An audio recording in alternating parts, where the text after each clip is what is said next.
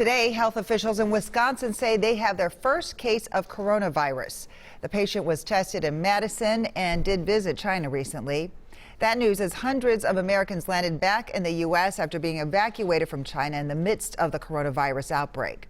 So far, more than 500 Americans have been taken out of Wuhan, China, the epicenter of the outbreak. But those still there, time is running out. After tomorrow, no more of those charter flights are planned. So far, 500 people have died. More than 24,000 have been infected worldwide.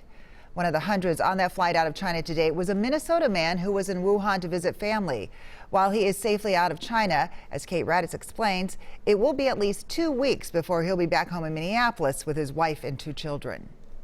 This is video of an empty Wuhan airport on Monday before 2 chartered evacuation flights left for the U.S., carrying hundreds of passengers. On one of those flights was Yulin from Minneapolis. Tell me what it felt like to finally get back on that plane home. It's just really relieved. It has been a very nervous process. Yin went to Wuhan in mid-January to be with his parents for the Chinese New Year. But within days, the situation deteriorated over multiplying coronavirus cases, and there was a mandatory evacuation. Back at home, Yulin's wife waited to see if he would make it back to the U.S. I was worried up until the moment he stepped on the airplane because there were so many unknowns.